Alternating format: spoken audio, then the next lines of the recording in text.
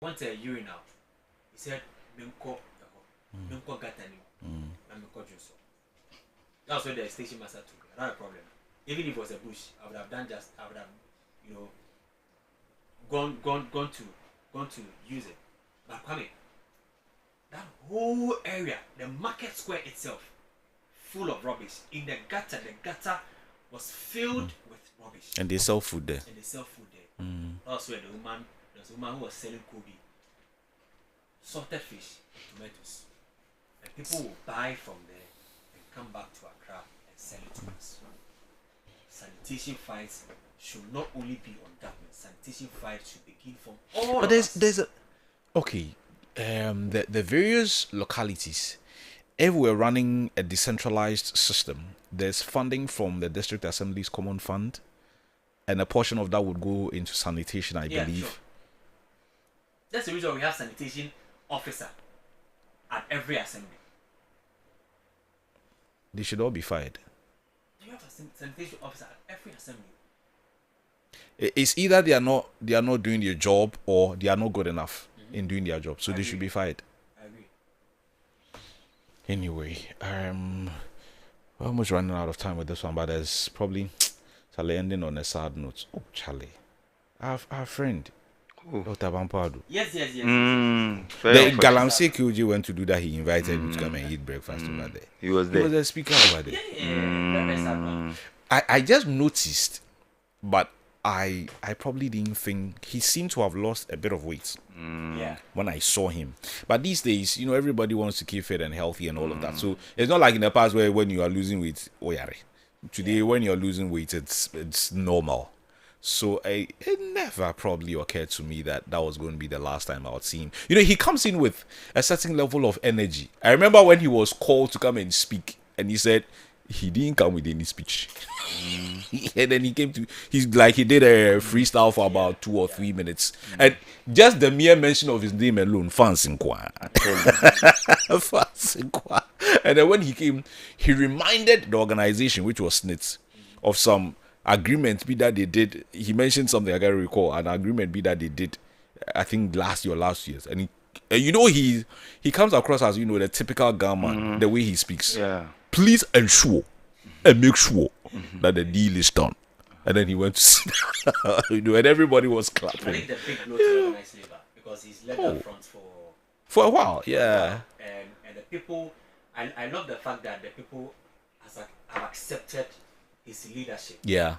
And of course, he's always available to speak on labor issues. And I mean, when I saw that, I was so shocked by his death. There were people who said they saw him last week at. I mean, I think he's very visible. So when it was posted, I think Friday evening, and it was all over social media. You see people comment, they saw him the day before, they saw him 2 days ago. It looked like it was very sudden.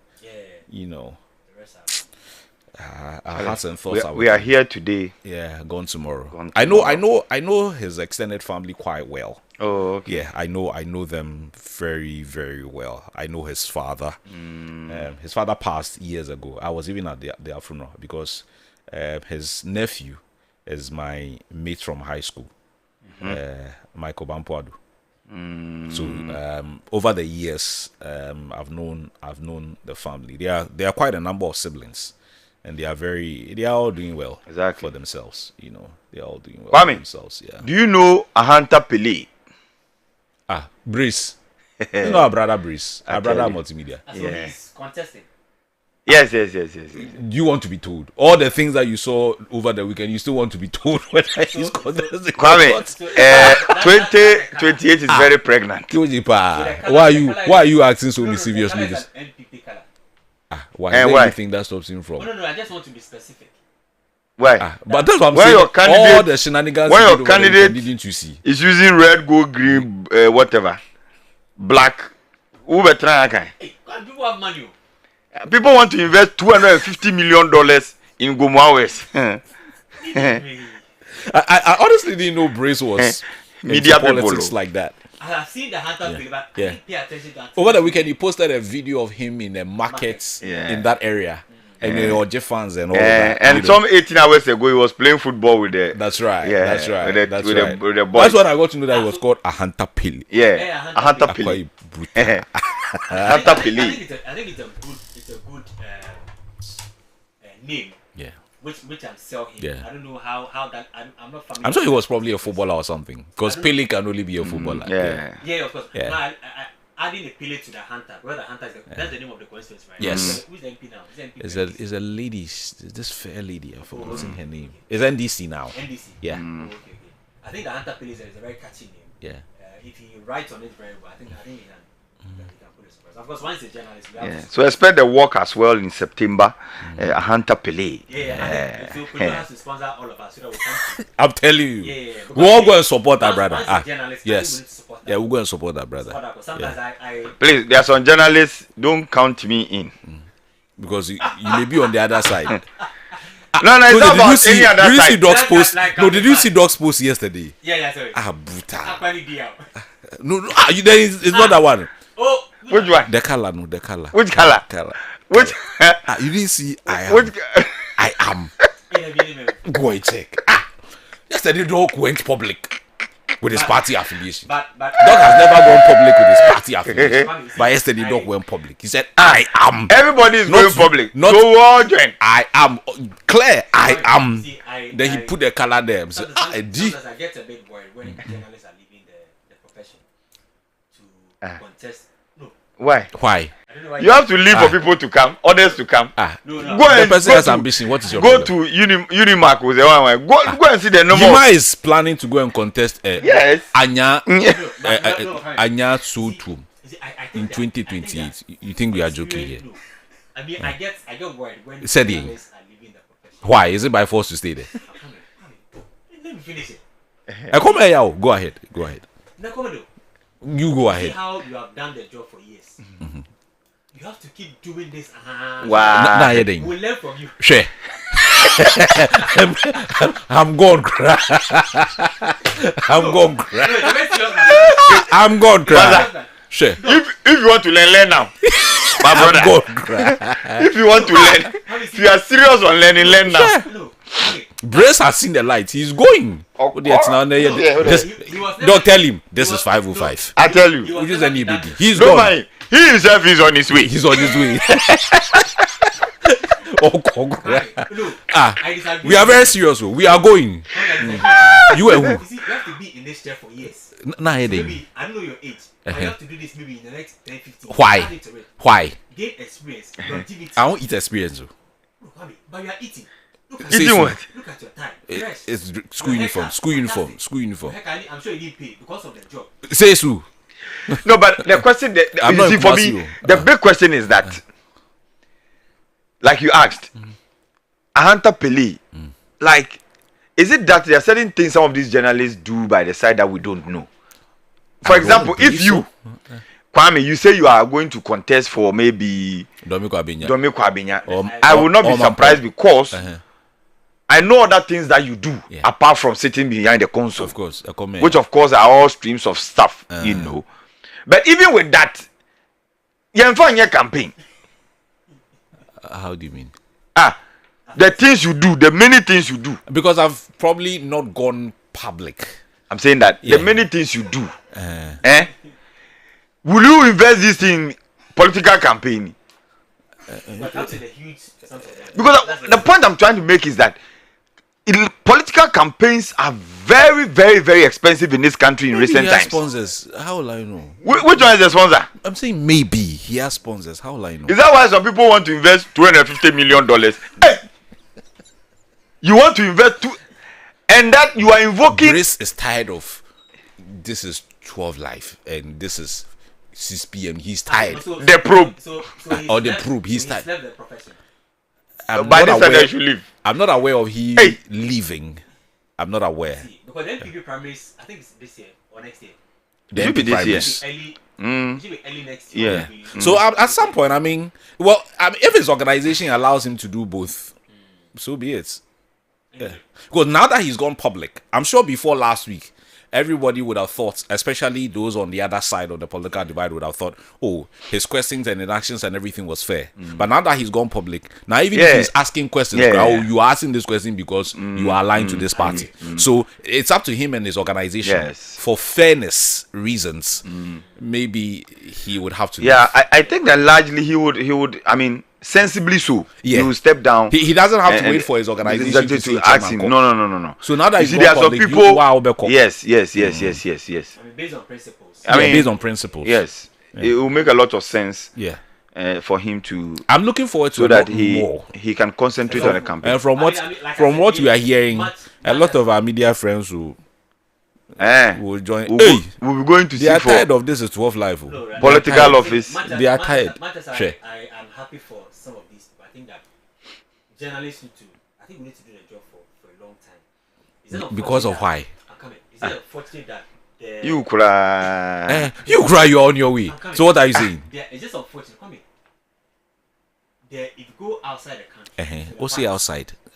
You can see a grey, white. They're still reading the news. Like Ludabs, he still does money line on Fox, and he's 77. Kwame, don't worry. And Wolf Blazer, we'll leave him behind. We'll leave him behind and go. So you grow the grey. He should do 505 to his 65. We don't care. You grow the grey for us. Grow the mouth. When I see some of these white people on the team, it gives me joy. Largely because it pays well. Now you have answered the question. So you were just beating about the bush. They up. So Christian Amanpour will be paid millions by CNN. Exactly. Here, you won't get that. So you will leave. So CNN, for instance, has helicopter. They follow the president's work. Yes. Right? So the generals give a damn about what the politicians will do. They don't take solely. They don't take solely. They be. But they don't take. Press center. 20 no more. And that is a reason why. It's a serious matter. If not for that, journalists will not be leaving their profession to follow politics. If there's opportunity for you, a suit and tie, as Senate Director General, you run away. That makes it good. Why? Because you think that the opportunity there will. Because my salary for 1 month can solve a lot of problems. Fantastic. But if that same amount is given to you as the morning show host, you will not leave this profession and be a slave. Which will not happen as well. I agree. So, which you will not leave the chair and go and be the Director General for State. So I think it's about time that media organization owners or private. This is a private business for the government account. Even government owned media houses. Journalists are leaving to follow appointment. Why? Because the incentives, the pay is bad. Is it not the case of, and maybe that's the final thing we'll do and wrap up, is it not because of the media model we run here? So when I talk of the model that I see being used by almost a lot of media houses, they are just about, at this point, it's only GBC and Obonu and the GBC brands all over that are government. Pretty much every other one is either commercial or community. So all of them are using the model of using the contents that they have generated to get an audience, sell that audience to advertisers, generate revenue, and use the revenue to do whatever they want to do. And because the market in itself is saturated, so look at this small Accra, we have over 100 radio stations, all literally going after the same sponsorship from the same companies. So you have 1 or 2 or 3 organizations who are able to, on the back of the talents that they have and the quality that they have, are able to generate sponsorship and pay their staff relatively well. Many others are struggling because they are not generating enough. So no matter your output on your platform, your organization is not generating enough to pay you CNN wages into Beko. So why then do we have so many radio stations? It's a business. I mean, it's competition. Once you qualify, go and take a license from National Communications Authority. Good care of your staff. You're a businessman. If you want to invest in media, it's up to you. Nothing should stop you. Kwame, as we leave, for me, I think that, yes, nobody is stopping anybody from going into politics if you so wish to embark on that journey. However, Kwame, and me, the reason why people think that I am too hard on some of these our colleagues who have gone into politics and contesting you see, I'm not too hard. My problem is that don't go creating unnecessary tension in wherever you want to go and contest. Because in fact, you cannot go and be calling a sitting MP of the same party you want to contest, calling him names on every platform that you get. It's unacceptable. And this one, I'm speaking to the NDC party. What is happening in Gomua West? It is serious. It is very, very, very serious. You cannot be calling the sitting MP names. Okonko and Co. What is that? It is problematic and nobody is speaking to it. In fact, an aspirant is making the claim that his support is from Efikesiem.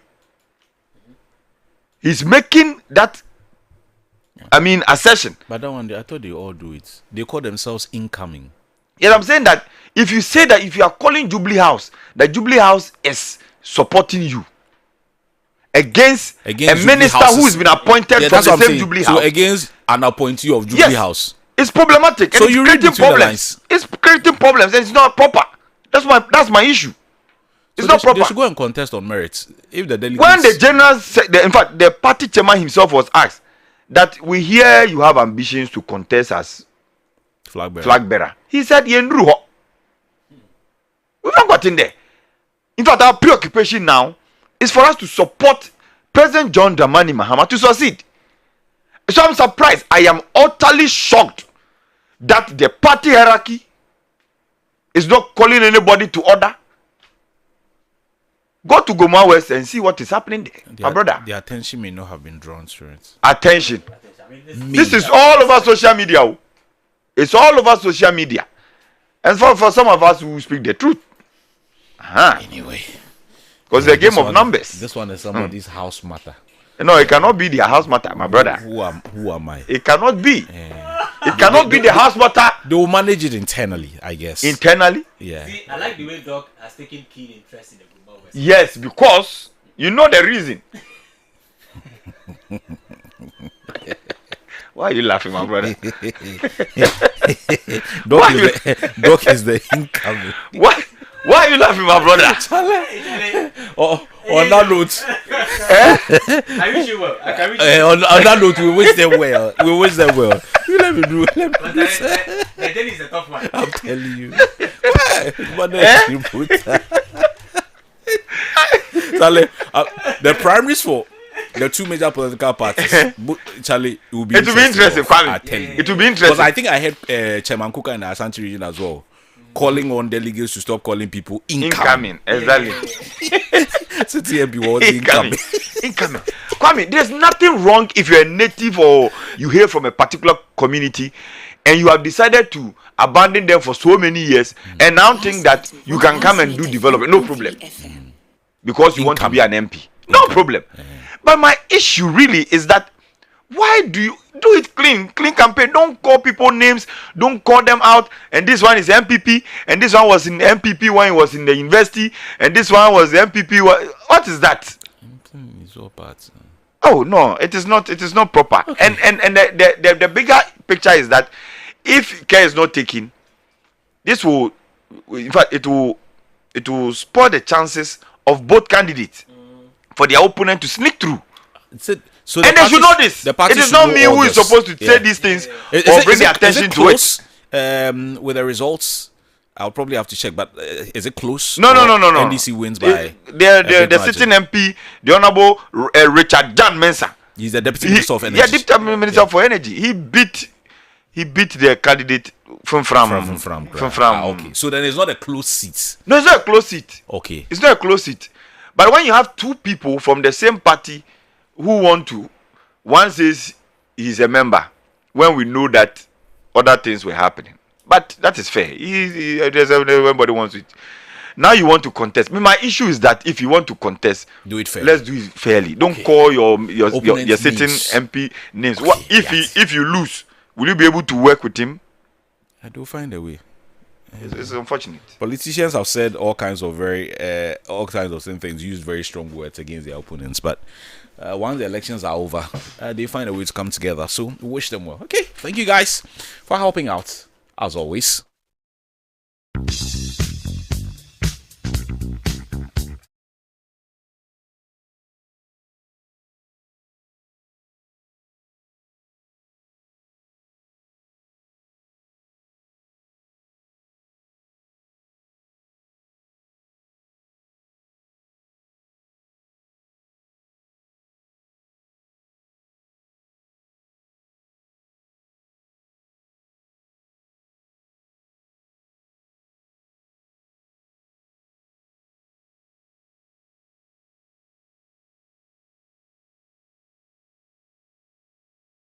or that very close friend of yours on this day. Today happens to be the birthday of a former member of parliament for Sunyai, Ignatius Bafo-Ewa. He's celebrating birthday number 60 today. He was also former owner of Nswacherman Football Club that played in the Ghana Premier League. So happy birthday number 60 to the Honorable Ignatius Bafo-Ewa, and also happened to be the former Minister of Employment and Labour Issues. Martha Bisa, the middle distance runner, is celebrating birthday number 29 today. Happy birthday to her. These days she's domiciled in the United States. And today also happens to be birthday number 62 for Ghanaian politician Joseph Bipoba Namu. Wherever you are, Honorable, happy birthday to you. Let me also take the opportunity to celebrate a number of friends who were born on this day. So my brother Oswin Nadakwache, you work with a multimedia group, happy birthday to you. Pius Kojubaka was here. He also works with a multimedia group these days. Happy birthday to you. To you, Kelvin Peter Tuguba, you're also celebrating your birthday today. I say happy birthday to you on this very, very, very special day. But if today also happens to be your birthday, or if you know someone who is celebrating his or her birthday today, just let us know on our WhatsApp platform 0500,000 202, 0500,000 202, and we would celebrate you on this very, very special day. Thus is Class 91.3 FM. The library. Why do you keep calling me? Wait, question. What's the capital of Burkina Faso? Ouagadougou. Bye. Wait. Which planet is the hottest in the solar system? Venus. Actually, why all these questions? See, I'm playing the MTN Swipe and Win promo. I might cash out some cool 1,000 Ghana cedis today. Hey, 1,000 cedis. Charlie, what's the next question? Join the MTN Swipe and Win promo today. Answer trivia, earn points, and stand a chance to win 1,000 Ghana cedis every day. Weekly cash of 1,000, 2,000, or 3,000 Ghana cedis. A brand new Hyundai Texan in the first 3 months, and the ultimate grand prize of 500,000 Ghana cedis. Recharge your account to qualify for the daily draws. To join, visit swipeandwinpromo.mtn.com.gh. Download the My MTN app or dial *5030#. This promo is regulated by the NLA on the Caritas Lottery platform. TNCs apply. MTN. Class 91.3. This is Class 91.3. This is Class 91.3 FM, and this is A Piece of My Mind, which is a segment of the show where I share my thoughts on a subject and also give you an opportunity for you to do same. Remember, you can be a part via multiple ways. Our WhatsApp number remains same, 0500,000 202, 0500,000 202. Alternatively, you can find us on our socials, Class 913 on Facebook. We're streaming live on Facebook. Unfortunately, today, for technical reasons, we cannot pick calls. But if you can send me a voice note, yes, if you can send me a voice note, I will be so delighted. Unfortunately, we can't take calls today. We have a bit of a challenge with our phone lines, but you can send me a voice note on 0500,000 202, 0500,000 202 on the issues I'm going to raise, or if you have any particular issue you want to raise with us as well, you can do that on 0500,000 202, 0500,000 202, or go to our Facebook wall, Class 913. Give us a like, give us a comment, give us a share, or give us a watch. This morning, I'm going to do a cocktail. I'm going to be focused on a number of issues. And I want to start, first off, with the Accra, Winneba goes all the way to Mankasim, goes all the way to Cape Coast, goes all the way to Alubo, goes all the way to the border and possibly into La Côte d'Ivoire as well. One of the things I've always mentioned when it comes to issues of road construction in this country is one, the quality of the road. And the fact that if the road is of a certain quality, how it helps with what we call turnaround time.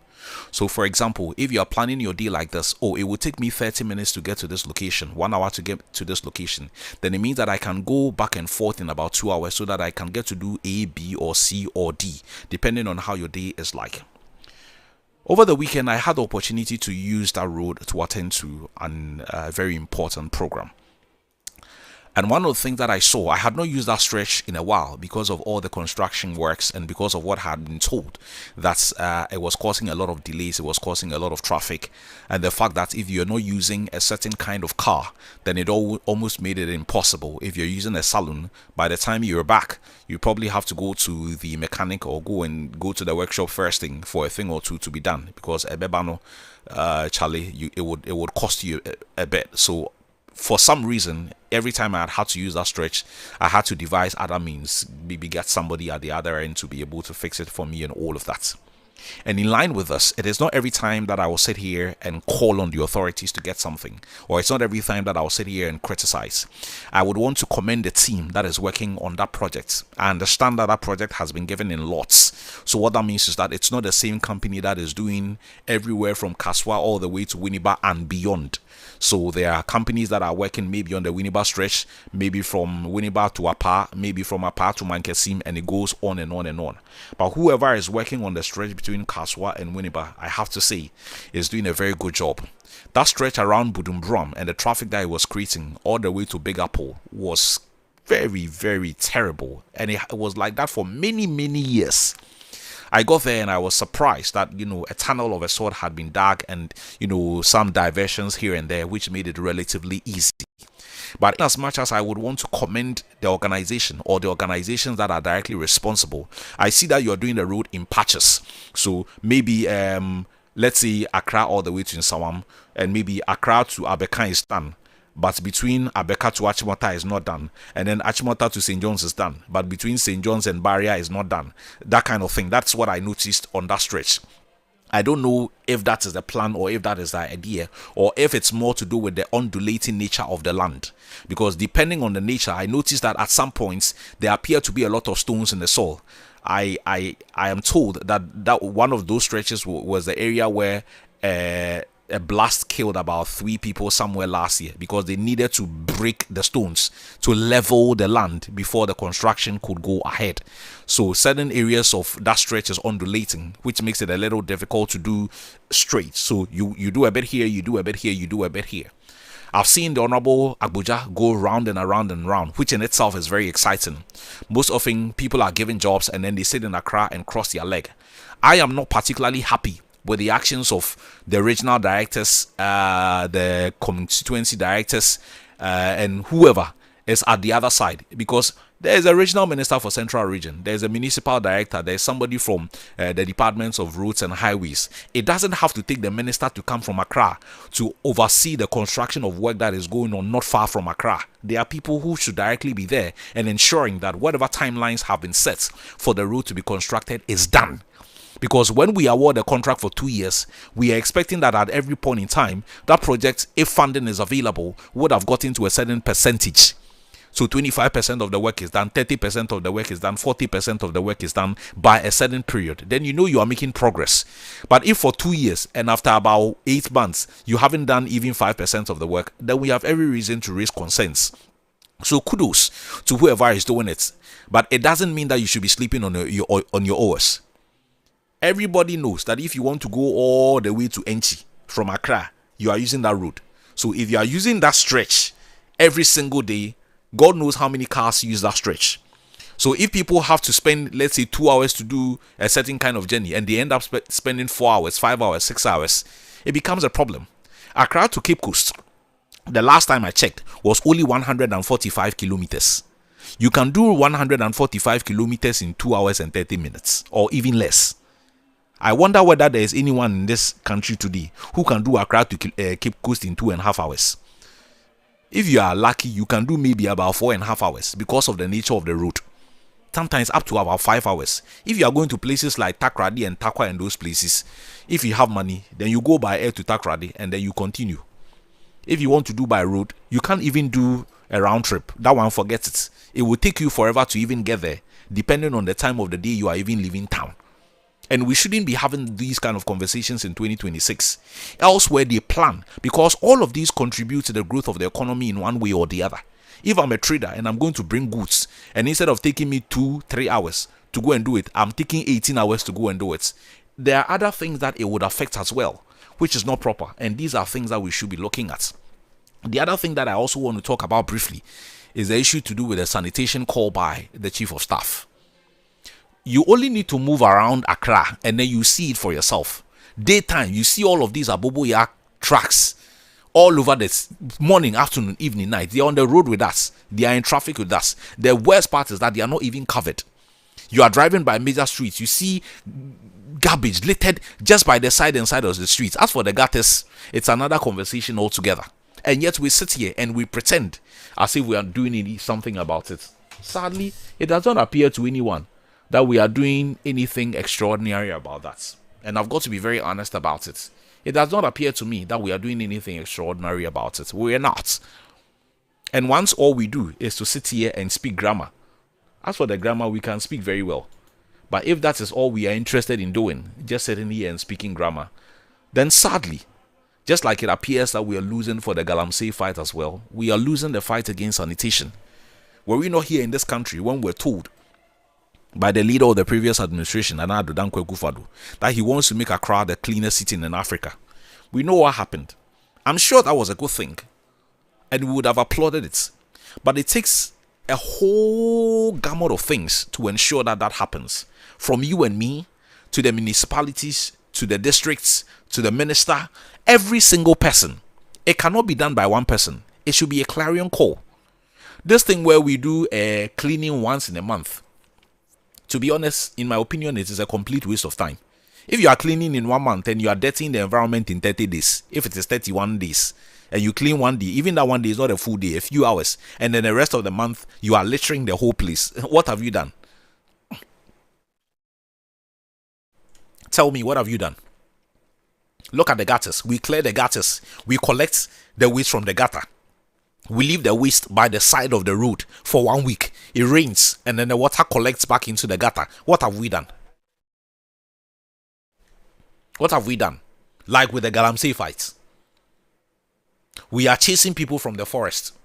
We are seizing excavators. We are seizing guns. We are seizing vehicles. But the people are still in the forest. So how is that happening? A couple of months ago, we were told by the EPA boss that we're going to try a treatment called Nano, and it was going to cost about 200,000 to ensure that our water is purified. Our water is getting worse. Yet, because of which side of the political divide you belong to, if this one talks hate, if this one talks to hate, it doesn't look like there's a national approach to these things, forgetting that it affects all of us. You sit here in Accra, you think you are safe. The plantain you went to buy at Makola or Malata or Newtown or the market close to you, do you know where it is coming from? The garden eggs, the okra, the tomatoes, do you know where it is coming from? It is coming from these same Galamsey infested areas. So you sit there and be doing politics with it. You sit there and be doing politics with it.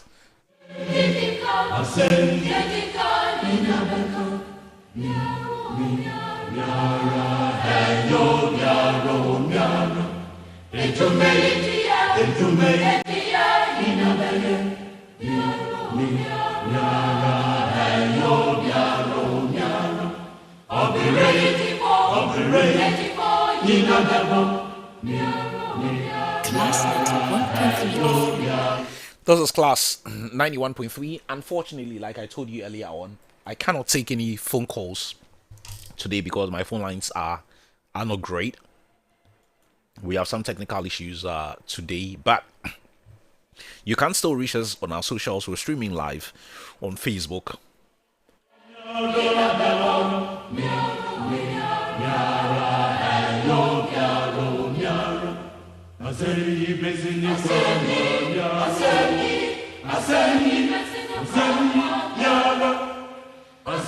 We're streaming live on Facebook, but we can't take calls at the moment. But you can send me a voice note if you feel so strongly and passionate about something this morning, including the issues I've raised. I'll be very happy to hear from you if you're able to send a voice note on 0500,000 202, 0500,000 202, and I would appreciate that very powerful contribution you would want to make on this platform. I would appreciate that so much. If you can send me a message on that same number as well before we start the conversations in studio, I would also appreciate that. Or if you can send us a message on our Facebook platform, we're streaming live. Look out for us on Class 913. Our WhatsApp number remains same, 0500,000 202, 0500,000 202. Again, I would want to apologize for our inability to take calls because of challenges with our phone lines. You don't send your name, but you see, Doc, Ibafus are captain all the way. You don't add your name. Please do well to add your name. Okay, this one is coming from Abdul from Sun City in Tema West. Abdul says, this Galamsey talks and fights is nothing but a charade. It's a cabal of people from the lowest person in a local authority to the highest in a district to the regional and to national. And that is the reason why the fight is nothing but a joke. Mr. President, you have a legacy tenure. Please don't jeopardize it with certain few greedy ones in authority, including your own appointees. Kwame, how do these contractors calculate the percentage of a completed project? Did I hear the motorway is 50% complete? Abdul, challenge me a week safe because I used the motorway just maybe a little over a week. So what I saw there, it is almost impossible for anyone to convince me. I don't know how they do the calculation, respectfully. But what I saw when I used the motorway, tomorrow is exactly 1 week. I used the motorway. And what I saw there, it is impossible for anybody to tell me that it is 1 week complete. It's 50% complete, like half of the work has been done from what I saw. Maybe they have their own way they do their calculations, Abdul. That's the only way. Maybe they have their own way. Because what I saw, it's impossible for anyone to convince me that 50% of the work is done. Oparin Suhum says, if Sammy Jemfi and SPA communicators think they will destroy Agyemang to cover the mess he has created, then I'm very sorry for him. I beg Ghanaians, let's vote for Dr. Bawumia and the MPP government to take over the country for a better future. Greetings to Dr. Ampem Daku. You say he's a chairman. Okay. Meshach in Amasama, you say, nobody hates the Honorable Agyemang, but we must tell him the truth. The Ghana Gold Board does not export nor sell gold. They do the purchasing from miners and reserves the gold for Bank of Ghana. It means that they are only a mediator between the legal miners and BOG. So how on earth can the minority MPs blame Gold Board over the loss in trading? And there's nowhere in the reports where the IMF said that the loss was incurred by Gold Board. Agyemang must know this. Okay. Kito sends me a voice note. So let me play what Kito has for us this morning.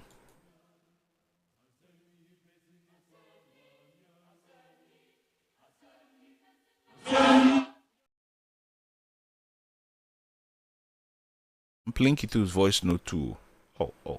Okay. Let me take a few more messages in that regard. This one says, good morning, sir. Please, I'm still waiting for your invitation to talk about QNet. That company, I thought the authorities were dealing with that. Those who took money from people in the form of helping them to travel, and then nothing really happened. Yeah. Okay. Let me try again if we can hear Kito. Unfortunately, I don't know. Kito, we're playing your voice, but I don't know if maybe the recording was not done in the best of ways because we can't hear the sound of the voice note that you have sent. This one is coming from Eben in Kwabinya. You say, good morning. Please, I think it's high time government takes advantage of this spillage of Bagri Dam than destroying properties and farms. Do something, my president, for the spillage. Oh. And you say greetings to the Honorable Julius Debra, the Honorable Peter Kwesi Mensah of Tema Shipyard, and my MC Agbo of Ghana East, and an Ampim, Eastern Regional Women Organizer. You say still maintain. Hey, it be no pair politics. My big brother Papa BCU sends me a message and says, "Good morning. You believe the NPP via failure marking at your own risk. Under their watch in governments, the likes of Apenyon, Kujopon, Nkrumah, etc. kept mute when Nanado, as president, and his cousin Kenu Furiata messed up our economy via corrupt activities, leading to majority of Ghanaians suffering. Today, businessmen and women are able to plan well due to transactions of gold board, bringing stability to the economy and so on. The city has never crossed 13 cities under their watch. They should give us a break." Okay. Papa BCU sends those one. Okay. Mrs. Saki has sent a message. She says, "Happy belated birthday to Christine Judith Enyo Saki. You say age gracefully. Divine health and direction be your portion. We love you, Mama." And this one is coming from Daddy and Junior, your husband. You say, have a good one. Okay. Happy birthday to you as well. You can also keep your messages coming on WhatsApp number 0500,000 202. 0500,000 202. I'll be very, very happy to hear from you this morning on 0500,000 202. 0500,000 202. This is class 91.3. And let me just quickly go for this short musical break, and then when we return, we continue with the show. I would love to hear from you, as always. Enclave. Here is Andakona, to be specific. And last visit, Minister, we visited the campsite, which is not too far from here. I think somewhere last June, around the last month, I came here together with the Municipal Assembly, and we hadn't seen much. So we want to commend the contractor for speeding up work within the past few weeks. And as you could see, it's linking many more communities that I can think of. It's cutting across almost 5 different municipal assemblies. And it's also going to help us with transportation around this corridor. So anyone coming from the highway or the expressway can bypass the central business area without having to go and add to the traffic in town. So I want to appreciate the connectivity and the work you are doing for the region and the country at large. Just within the same enclave, around the Secho enclave, we are connecting Agogo to Mame Krobo, which is within the eastern region. So what it also means is that if you are going to eastern region and you have no business within Nkoko and among others, you can equally connect through Agogo to Mosipeni to Mame Krobo. So I want to appreciate the work that you are doing with regards to the road connectivity over here. Beyond that, the town routes are also ongoing. Agogo town route is ongoing, Edra, among others. So once again, welcome to the region, and we would keep an eye on the work as ongoing, and we'll be updating you if there is any challenge whatsoever. So welcome once again, and thank you. To Enclave. Here is Andakona, to be specific. And last visit, Minister, we visited the campsite, which is not too far from here. I think somewhere last June, around the last month, I came here together with the Municipal Assembly, and we hadn't seen much. So we want to commend the contractor for speeding up work within the past few weeks. And as you could see, it's linking many more communities that I can think of. It's cutting across almost 5 different municipal assemblies. And it's also going to help us with transportation around this corridor. So anyone coming from the highway or the expressway can bypass the central business area without having to go and add to the traffic in town. So I want to appreciate the connectivity and the work you are doing for the region and the country at large.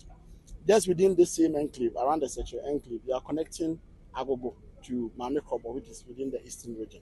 So what it also means is that if you are going to eastern region and you have no business within Nkoko and among others, you can equally connect through Agogo to Mosipeni to Mame Krobo. So I want to appreciate the work that you are doing with regards to the road connectivity over here. Beyond that, the town routes are also ongoing. Agogo town route is ongoing, Edra, among others. So once again, welcome to the region, and we would keep an eye on the work as ongoing, and we'll be updating you if there is any challenge whatsoever. So welcome once again, and thank you. To Enclave. Here is Andakona, to be specific. And last visit, Minister, we visited the campsite, which is not too far from here. I think somewhere last June, around the last month, I came here together with the Municipal Assembly, and we hadn't seen much. So we want to commend the contractor for speeding up work within the past few weeks. And as you could see, it's linking many more communities that I can think of.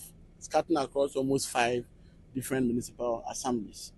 And it's also going to help us with transportation around this corridor.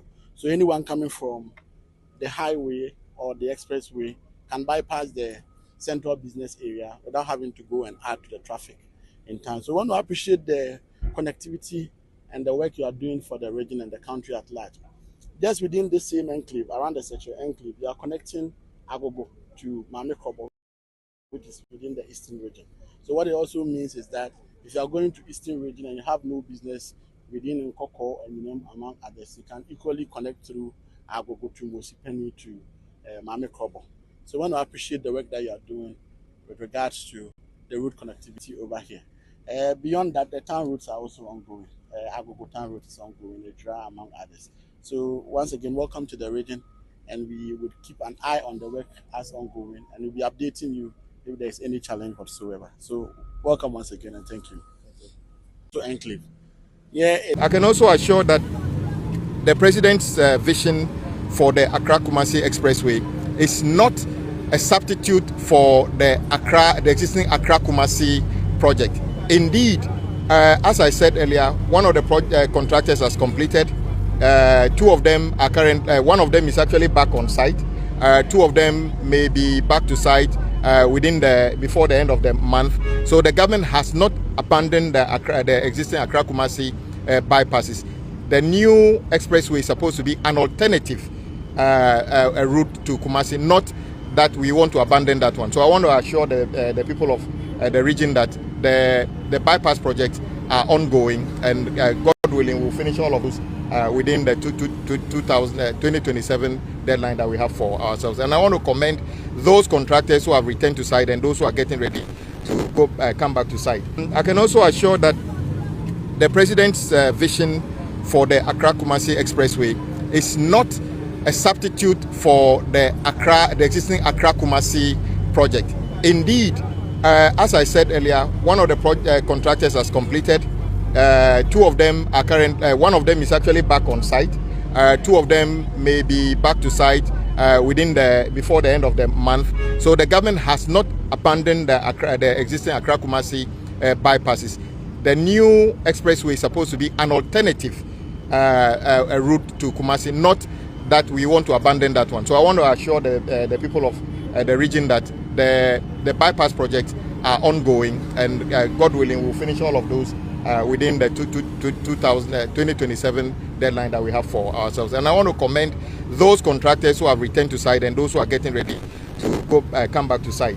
I can also assure that the President's vision for the Accra-Kumasi Expressway is not a substitute for the existing Accra-Kumasi project. Indeed, as I said earlier, one of the contractors has completed. 2 of them are one of them is actually back on site. 2 of them may be back to site before the end of the month. So the government has not abandoned the existing Accra-Kumasi bypasses. The new expressway is supposed to be an alternative route to Kumasi, not that we want to abandon that one. So I want to assure the people of the region that the bypass projects are ongoing, and God willing, we'll finish all of those within the 2027 deadline that we have for ourselves. And I want to commend those contractors who have returned to site and those who are getting ready to come back to site.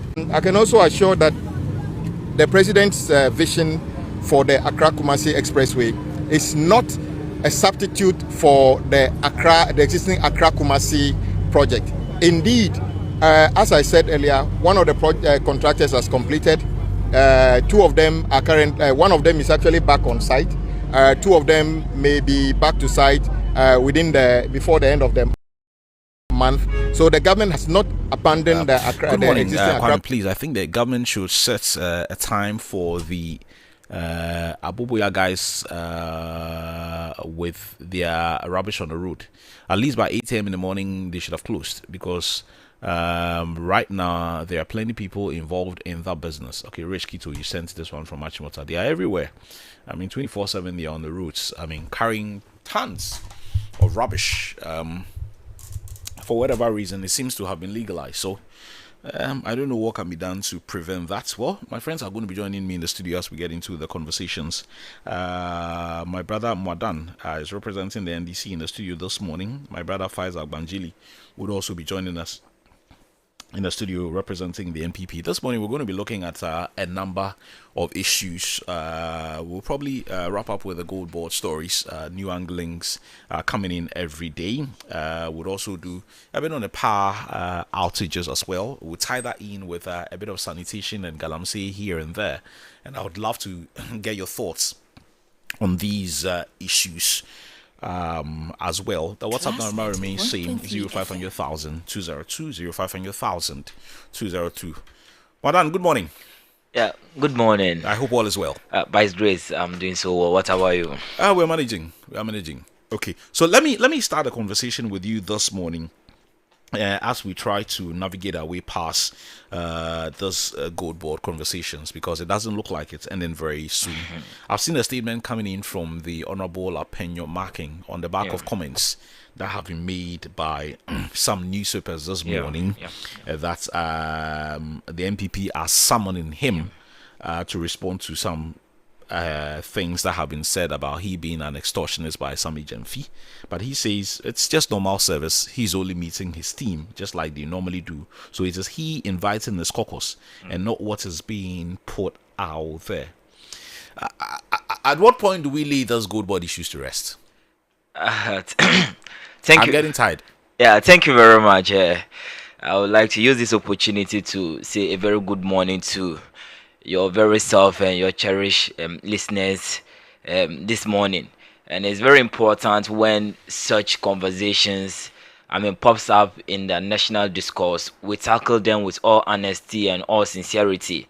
And for me, this gold board issue shouldn't reach a point where we are now, because if the MPP and Afenyo Market wanted to be honest and truthful to Ghanaians, I'm not sure we'll be here today to even discuss this issue.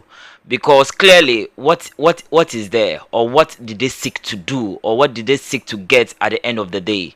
The truth is there, and I have not seen anywhere. What's the truth? The truth is that gold board is not making. IMF is not attributing to the laws that Afenyo Market and the NPP are saying. The IMF report is there. When we read page 13 of it, do you get right? You see, we shouldn't we shouldn't sit in the confine of our offices or in our rooms to pre-assume issues as it is not. First of all, we must understand what the domestic gold purchase program is all about. We must understand the role of BOG. We must also understand the role that these two institutions are playing, so that we can put the issues in a proper context. Then we should not be misleading our listeners and our followers. You see, the major aim or the purpose of the domestic gold purchase program was to stabilize the Ghanaian economy at a point where we were so much pushed into a distressed economy. This program came to make sure that they bring back the investor confidence. This program came to make sure that our cedi gains some strength against the dollar. And let's ask ourselves, since the inception of this program till now, what has been the results? Has BOG been able to actually meet the target or not? And clearly, the records are there. Day in and day out, Ghana Statistical Service have been releasing their daily, figures, and we have seen that the city is in a stable, zone. We have seen food inflation declining from where we took from the MPP. We have seen the inflation also declining from when we took from the MPP. The lending rate, the treasury bills are all in good books. So what shows that BOG is not doing its work when you want to premise the conversation against the domestic gold purchase program that we are talking now? And when you talk about the losses, yes, we are not saying that losses have not been made in attribution to BOG, but let's put it in a proper context, not to tie in gold board in this issue. And now when you read and indulge me to read the IMF report, specifically the page 13 that I spoke about here, just a minute, for us to understand and appreciate the conversation and know that Afenyo Market and the MPP is not doing Ghanaians the good. Now, when you look at page 13, the DGPP operation have generated significant losses for the BOG, not what gold board. That is the first thing we must take note of. And also, when you look at the attribution or the things that amounted to the losses that IMF spelled out, I would like to read it. 1/3 of which were related to gold for oil in 2025. The significant scaling up of the DGPP. Significant scaling up since the inception of this program. MPP has not been able to actually utilize and make good use of the DGPP. So they should be asking themselves that what did it take NDC government to turn around the program that they started? Do you get right? And we took over this particular framework of the DGPP from the MPP, and it will be good.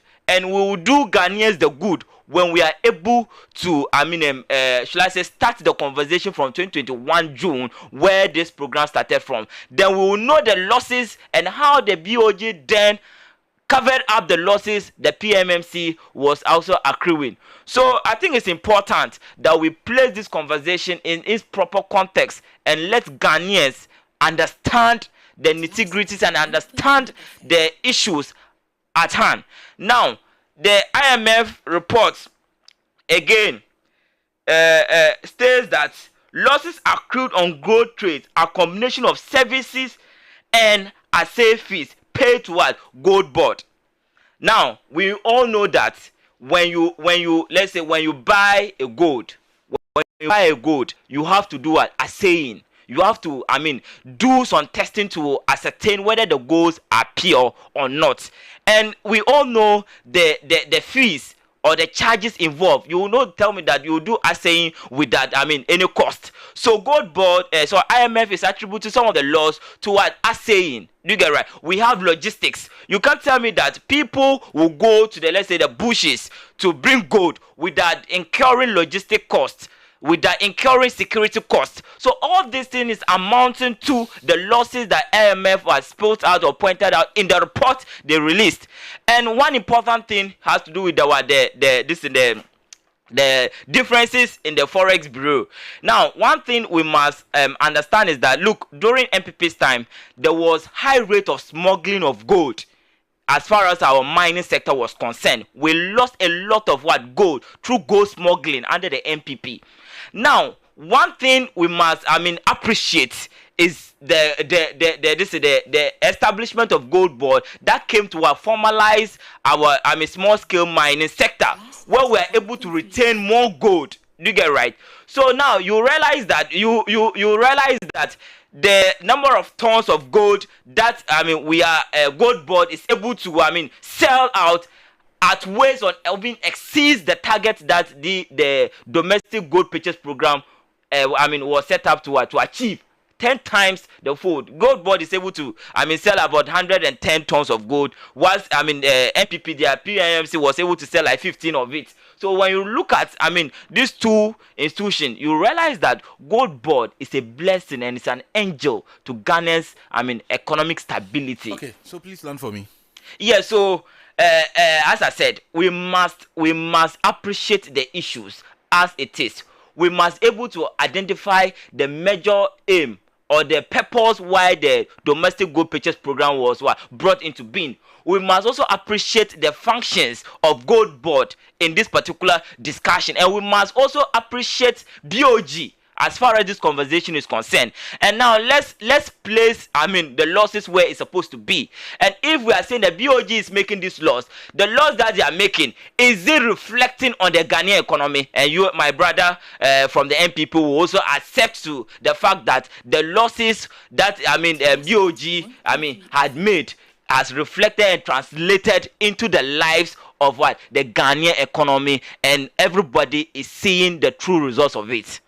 Okay, let me get my brother Banjili into the conversation. I mean, this has been an evolving conversation since last week, with a lot of stronger traits in words, in actions, and this morning there's been another response from the Honorable Opinion marking there.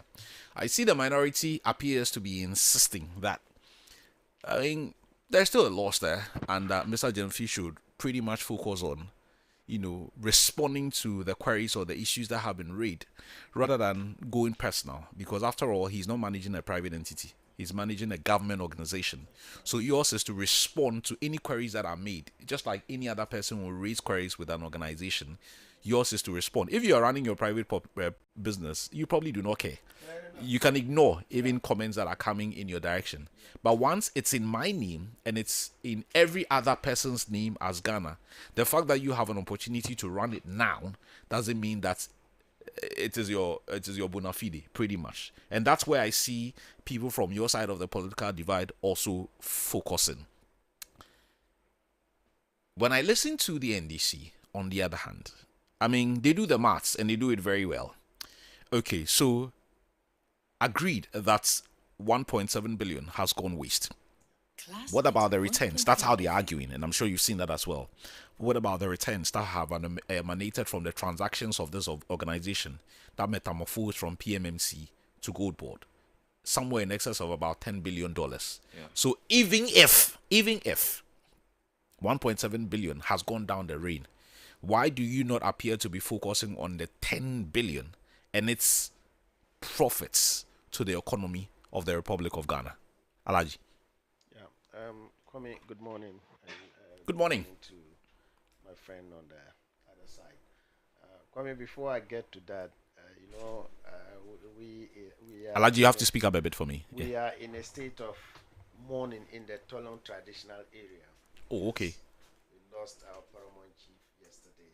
Ooh, my condolences. Thank you very much. And it has been officially announced. So the traditional area is in a state of mourning. And our late paramount chief is one of the celebrated soldiers in this country. But maybe at the right time, we get the opportunity to remember him very well. Yeah. So, Kwame, I've been following the discussion on the Class 91.3 FM. And sometimes listening to NDC communicators, you lose interest in the way politics is done in this country. The fact of the matter is that IMF has identified that there has been a loss of about 22 billion Ghana cedis. That is not a child's play. That is not, fair. It's huge. It's a very huge loss. And per their estimation, that's about 1.5 or 1.7 of our GDP. That is not a joke. So if there is a loss like that, and the difficulty I have is that there is a loss. I believe that where politics is done fairly, people should admit. Elsewhere, people will even resign voluntarily because their activities has brought a loss. And the other day, somebody was making an analysis that this is the amount that a particular transaction has cost this nation, and how much are we pursuing Ken Ofori-Atta over? And these people who have caused the loss are here defending themselves and going after people. My point is that if there is a loss, that's right. I mean, let's admit it. But a situation where 1.3 FM. there is, I mean, it's become the modus operandi of this particular administration. Anytime somebody is trying to raise issues or somebody is trying to shed light on some underhand dealings or some some malfeasance, what NDC communicators always do is to go after the person. I mean, the person. I mean, try to raise personal issues, and it's become like a diversionary tactics. Because the thing is that, like they mentioned, Sami Jamfi and the people at Gold Board, they are not managing their private entities. It's a state organization. So if you are managing a state organization and you are coming from a background of probity and accountability, why are you against that? And my problem is that, because you see, when this issue came up and Sami came to broadcast to the nation and went after the person of the minority leader, one of their leading members, Nilante van der Poel, I mean, he wasn't comfortable about the words Sami Jamfi and the way Sami Jamfi delivered his statement. So he apologized on his behalf. Less than 12 hours, he was made to retract and apologize to Sami Jamfi. So it tells you that... You are saying he didn't do that himself? But you are a political observer. You think it's less than 12 hours, somebody has issued a statement. I mean, he has apologized on national television that the language the young man used was unacceptable. You understand? Less than 12 hours. It's my words. I've gone back on it. He was made... It's up to me. He was made to retract and apologize. That tells you who Sami Jamfi is. Monkeys play by sizes. You understand? Even though the guy is a young guy, but he's untouchable. He's untouchable. And I'm saying that these are people who are coming from the background of probity and accountability. And if people raise issues like this, I mean, you who is being paid by or taken care of by our our taxes, that is not the way to respond to no less a person but the minority leader. He has raised fundamental issues, and it is your duty to take your time and explain your side of the issue without going after his person. And I have said that all the while, if you observe, like I told you, it's the modus operandi of this administration. Anytime somebody is raising issues that they think is against the government, all that they do is that they go to manufacture a story, throw it into the system. You understand? Whilst 1.3 FM. Your quest to find answers, your quest to seek more accountability, you abandon it and be defending yourself in the media over a manufactured story.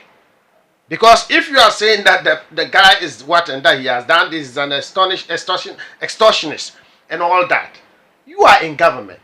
How do you allow him to roam freely? Why don't you put him before court rather than going to the media to say it? Have you just realized it? So basically it's because the minority leader spoke or the minority leader sought answers as far as the issue of the loss is concerned. And for me, I'm sad for this country, because if you saw the NDC in 2024, the things they were saying, now that my brother is crediting the MPP having started the gold purchasing program. Now because they are under pressure. You know, the NDC think they are smart. Anytime they are under pressure, they want to share responsibility. You understand? When we use it as part of our campaign by Dr. Mahmoud Bawumia. No. You were incurring losses. It brought a lot of loss. Today, look at the gigantic loss we are discussing. You disagree? Why are they? You see, for the first time, I want to believe that you followed Mr. Delphi's response. Yes. In line with the loss. Yes. What is You're not what is? convinced by what he said. I'm definitely not. Why? The fact of the matter is there has been a loss. You understand? Who made those losses? You have to explain to us. We are demanding answers from him, and the answers he's providing is not far-reaching enough. You understand? The point is that, Kwame, there has been a loss. And they are now saying that they are now telling us that it's a loss because we have saved this, we have.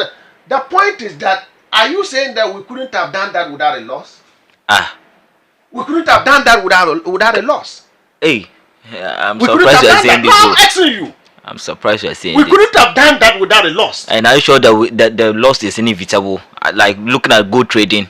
What is inevitable? So, you admit there is a loss.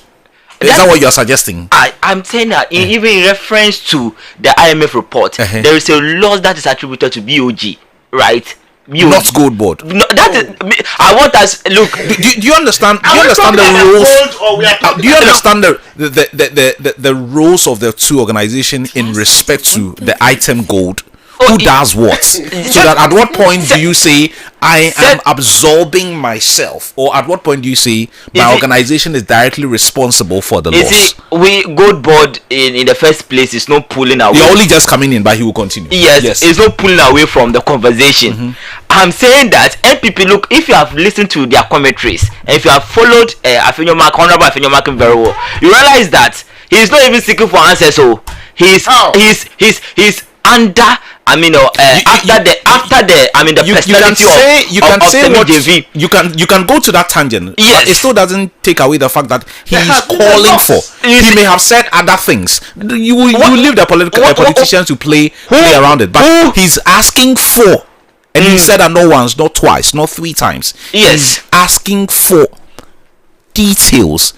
Are you saying that the fact that he's gone personal doesn't mean that he doesn't have the right to ask for those details? In fact, if they feel strongly about it, he has the right to ask for details. But you need to also go it in a particular tangent that it will not look like you are having a personal banter with the person involved. Who defines whether you're going personal or you're asking for details? Look at the posture. Look at the posture of what exactly has he said? Look at that appears to you that he's going after the person. In fact, one thing he has even said is how can you in opposition say that? I mean, the bill condition on what are political lines, you know that. I mean, it's not even if it's political lines, we don't supposed to say it. Immediately you say it, that means you are under the personal the attack on the integrity of the individual in question. Do you get it right? But we are not running away for accountability. We know NDC that when it comes to accountability, that is our hallmark. And Semi Jemfi on several platforms say that he's ready at all material movement when he's called by any organization or including parliament to answer for a stewardship or to answer questions relating to this. So that point has been made. So let me go back to Banjili to wrap up on that. So my point is that, Kwame, there has been a loss, and we are saying that the loss equals to about 1.5% of Ghana's GDP. That is not a child's play. That is not a joke. That is a huge loss. And this thing is as a result of the domestic gold purchase program. You understand? And so it's solely at the doorsteps of the Gold Board. I mean, you can decide to twist it, you can decide to, decorate it in any way, but it still sits. Because if it was a profit or some achievement, Gold Board perhaps would have taken it. But now that it is a loss, they are trying to shift the goalpost. And they are saying that for the first time, I was told, Sami Jami was saying that the IMF made a mistake. A huge institution like IMF has made a mistake. And I tell you, per the way IMF, I'm told they are working, they get their information from official sources. You understand? Yeah. Definitely, they generated the report by putting together information from officialdom. So who made the mistake? And the government has accepted it. Is it my understanding from the arguments made by your side of the political divide that you can't in one breath be calling on all of us to sing your praises on generating up to $10 billion? Yeah. But you do not want to take responsibility for the loss of 1.7 and shifting that to Gold Board. That is the trust of the matter. And I'm saying what I'm saying is that, you see, just look at what my brother was saying, that and the MPP there was gold smuggling. Who was smuggling? And are you saying that there's no smuggling in this country? Have you really read the report? Have you read the report very well? Look at the report. The report. Gold smuggling. Even if there's gold smuggling, it has dropped significantly. If you read the IMF report, look at the number of gold. You leave the question to me. Do you have data that tells all of us that the percentages have reduced from 2 to 1 or 5 to 4? Do you have that, Mr. Kwame? Or you are Kwame, making that statement in jest?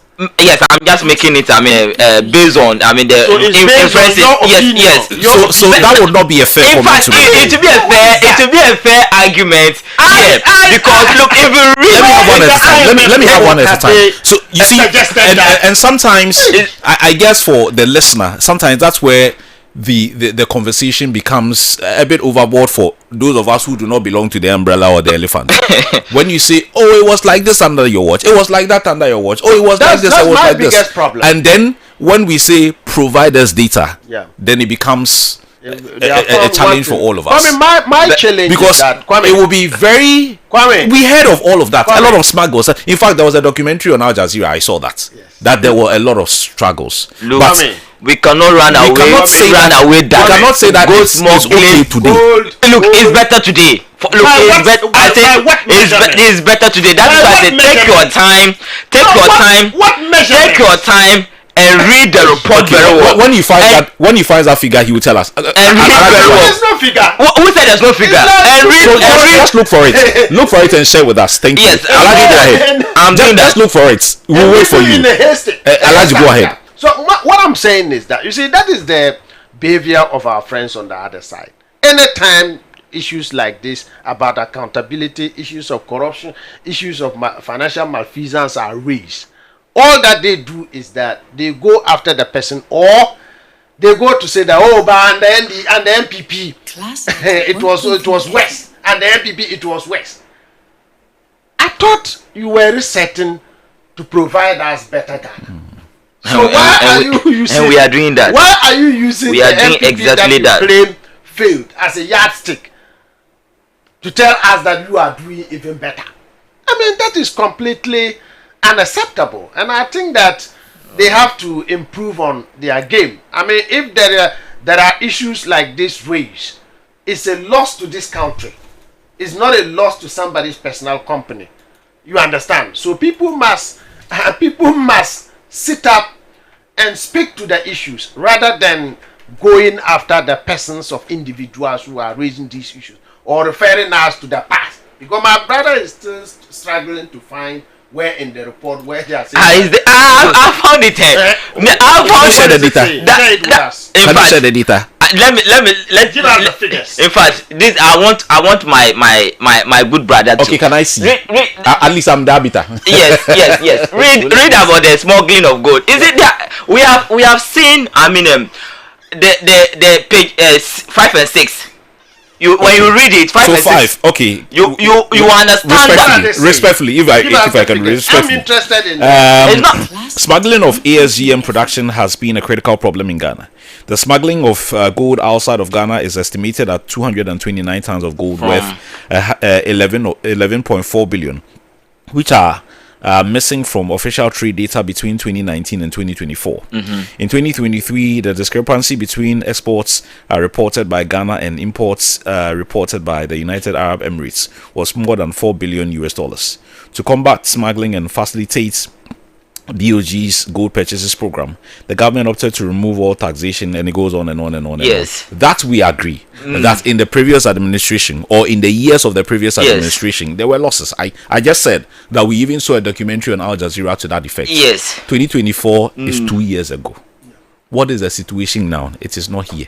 That's how we compare. What is the basis for comparison? Look. That's what I'm saying. I just read. The point is that Kwame, let me. I'm not saying it is. Let me explain. Either bad or good.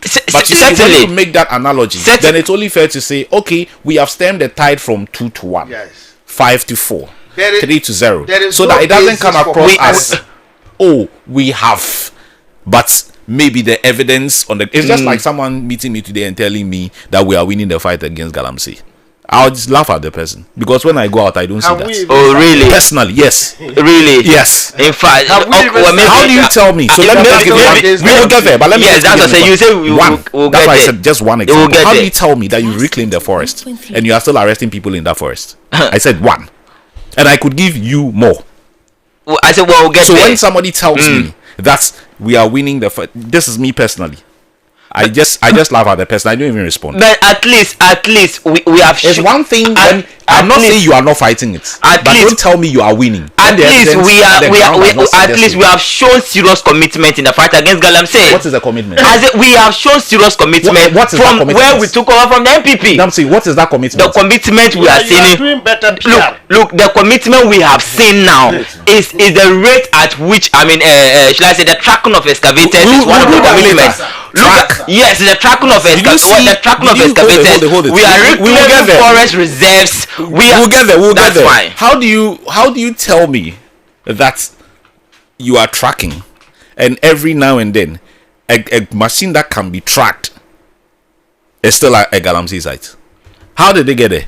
That is why I'm saying that we are tracking excavators. So you can't track them. You can't track the vehicles. You can't track the cars. You can't track the guns. Even where you have the blue water, the water is getting worse. The Chinese are still in the forest, and you tell me you are winning. How are you winning? You see, I'll come back to it. But let's wrap up with the gold, and then we'll move on to that. So, Kwame, what I was just saying, you see, just like the report you read, there is no basis for any comparison. It's just a report on smuggling of gold within a certain period. And I'm telling you, if there's going to be another report today, certainly there will be issues like that. Because you see, gold is a very, very valued commodity. You understand? People will find ways and means of smuggling it. People will find ways and means of kind of avoiding, what do you call it? State institutions from knowing what they are doing.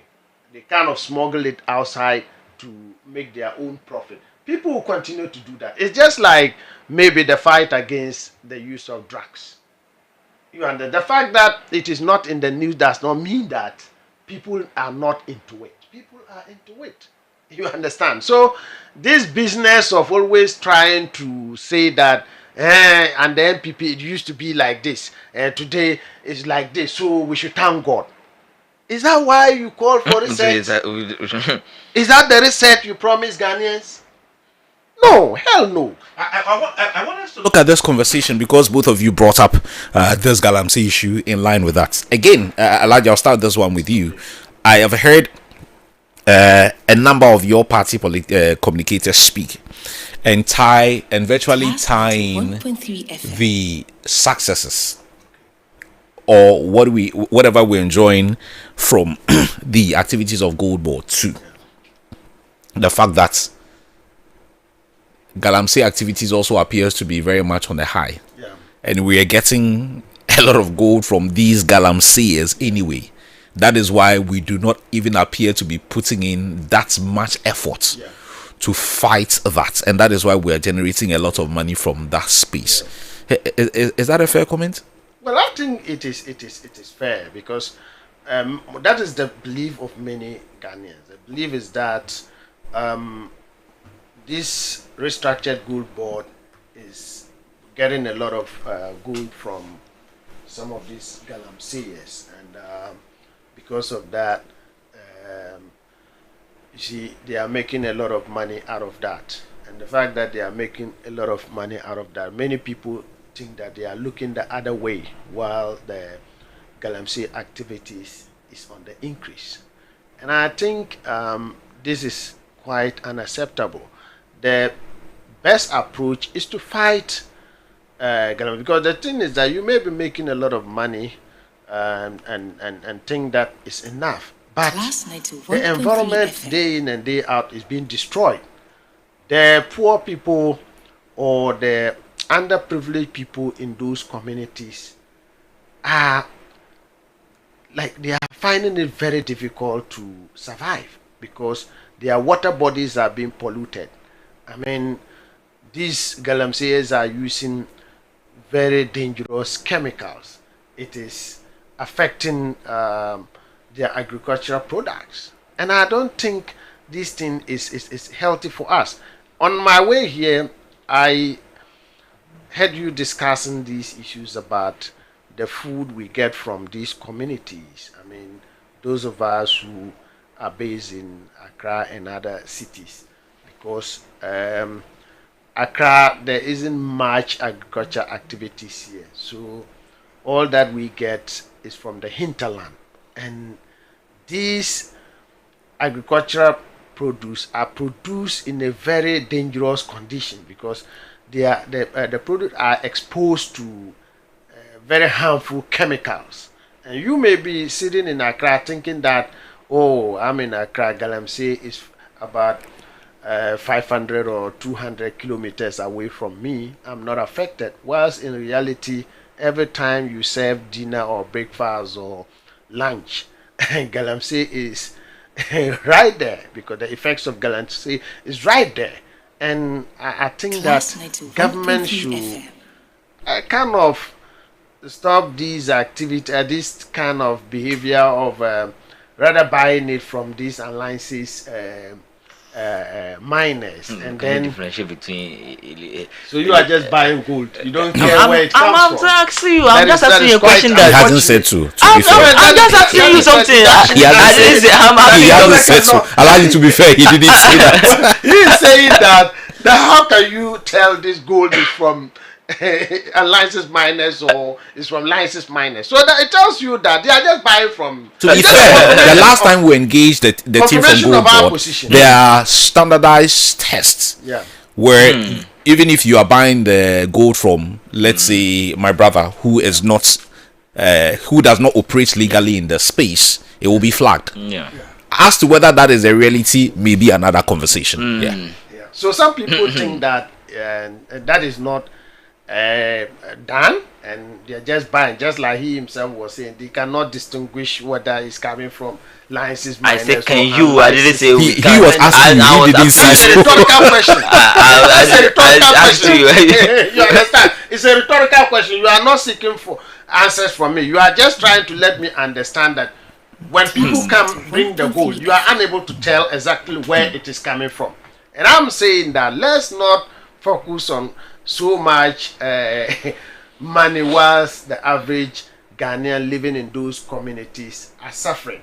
It's not healthy. And I'll tell you, in the next 5 to 10 years, if we don't do something about it, some people are estimating that we might be importing water, clean water. And that would be very sad and unfortunate, because God has blessed this country with everything. You understand? So many things. You just go put a seed in the ground. The next moment it germinates and bears fruits. Very few countries have such land, arable land. You go to the Sahelian countries, sometimes it takes months upon months before rain drops. We get it practically almost all the time. So it is about time we manage it, harness our God-given resources very well. And if we do that, definitely we will not have issues of hunger, issues of deprivation, and all of those things. Is it a how do I call it? In one breath, exports of gold obviously is doing some good for us. I mean, I was looking at a few things concerning metamorphosis from PMMC as an organization to Gold Board and the positives thereof. So, for example, if you look at the area of economic stability and revenue, there's been some foreign exchange growth there, and it's not just some; it's significant. It has exceeded the expectation. Significantly increasing legal export revenues and strengthening the central bank reserves. Currency support. I mean, unless you guys want to play your politics, it's fair to say that the CD has been fairly stabilized. Unless he wants to. Yeah, that's what I'm saying. Unless you guys, you let me finish. Can I finish? Alaji, thank you. Unless both of you want to play your politics, it's fair to say that the CD has fairly stabilized in the last 2 years. You can argue it all you want, but the figures suggest that to me. I don't do international business, but I have friends who do, and they tell me that the dollar it's pretty much same range, not the same figure, but same range compared to the previous because these are importers and exporters, so they would know better than me. They tell me, and the figures do not lie either, that for some time it was not too stable. They claim it's stable. Then we talk about curbing smuggling, for example. It's capturing a high percentage of artisanal and small-scale mining gold into the formal banking sector, and you can go on and on and on and on about the positives, but it still doesn't take away the fact that in as much as we may be generating some very good income, helping with stability, helping with GDP and all of that, the cost of all of that shouldn't also be overlooked, ultimately, in my opinion. So for example, if we're generating, let's say, 1 ton of gold during the days of PMMC, and now we are generating 2 billion tons of gold, on the face of it, that's good, more money, but at the expense of what? The environment. At the expense of what? Because it will be very difficult. I'm sure even my brother would admit it will be very difficult for us to be able to tell for certainty that every gold that is procured by Gold Board is coming from a licensed mining person, whether it's small scale or proper documentational company who is doing this. There will be some I'm not saying this as a statement of fact, but that's what I'm saying. It will be very difficult to say that all the gold we are procuring is 100% coming from the right way or the right source, because the destruction of our lands is there for all to see. The health professionals are raising concerns. As for our water, I said if there is anything that is giving us away, you don't have to go beyond the water when you travel to. And I move around a lot, so I know what I'm saying. When you move around a lot of the areas where we have huge water bodies, what's really demoralized me, because I already knew it, was when NIMOS came out with their report between 27th of July and the 2nd of August, which was reported by a lot of media houses, that in the areas where we have the blue water guards who are supposed to man, emphasis on the major rivers, and the fact that we're told that nobody could mine 100 meters from a river body. NIMOS comes out with the reports, and in the areas where the blue water guards are, these guys are mining not 100 meters away, but in some instances in the river itself. So in as much as we may have moved from, let's say, 1 to 200 and are getting billions and billions and billions, it does appear that the consequences is also not something we can overlook. Your party is in government. How do you reconcile the two when these conversations come up? That you are generating, in one breath you are generating money, we are excited, stable GDP, blah blah blah blah, all the things we say about the economy and all of that, but we can't overlook the other side. That is true. For I should say that issue of shall I say illegal mining in our country is shall I say, it has an historical antecedents, and I mean it predates myself sitting here, because it's something that has been in existence. It needs, I mean, an administration or a government that is committed to tackle this issue head on. And I think that my government, that's the NDC government, is doing so well. Even though I will not say we have, I mean, totally eradicated, I mean, illegal mining, but we have actually fought well, and we are still on course in ensuring or making sure that we get a lasting solution to the menace of illegal mining. Because when you look at the trajectory at which our water bodies, when you look at, I mean, our forest reserves, in fact, it wasn't in good state in some years back. It was in good state. When you look at our forest reserves that were, I mean, taken over, you know, as it stands now, there has been like, is it 6 or 7 forest reserves that has been, I mean, reclaimed from illegal miners. In some years back, those forest reserves were no-go area. It was, I mean, harbored and hijacked by, I mean, galamseyers. But today we are seeing somewhat worse ongoing there.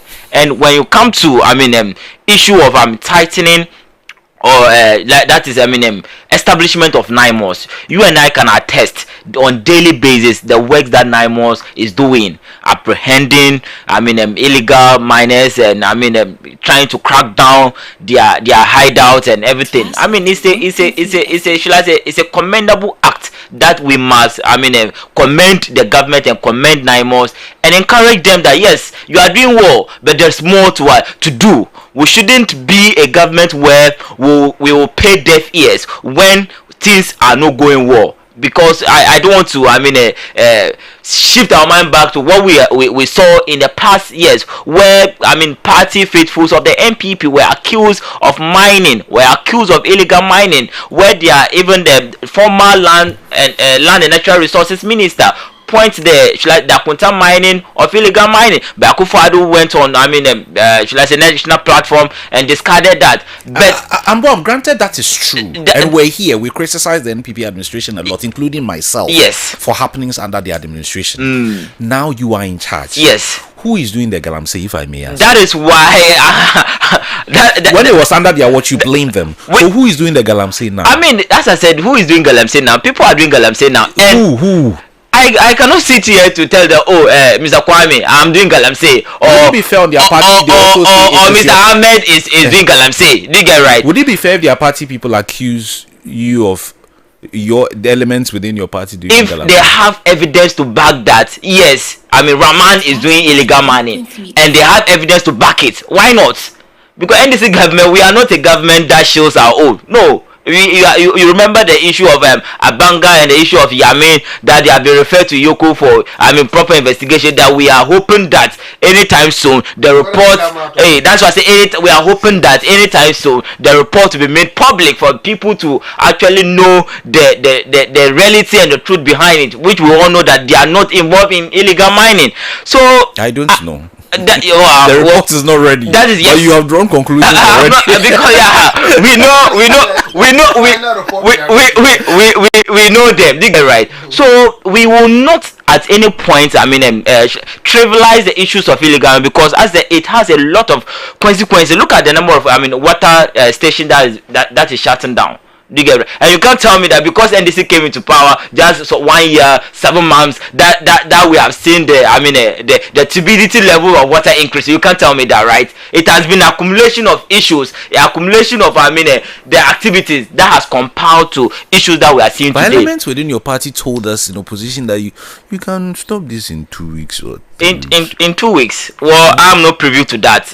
You were not here with us. I say I'm not privy. Okay, Elijah and I were in Ghana. I'm not privy. I'm not privy to that conversation. But as far as I'm concerned, NDC, we have launched a rigorous fight against illegal mining. We brought the blue water gas to help. Not entirely. Have you seen the report of the blue water gas? Only yesterday. Yes, we have. In fact, we cannot condemn that because a small section of them is misbehaving. Do you get right? We must commend that initiative. In the long run, it's even given employment to the teeming unemployment youth of this country.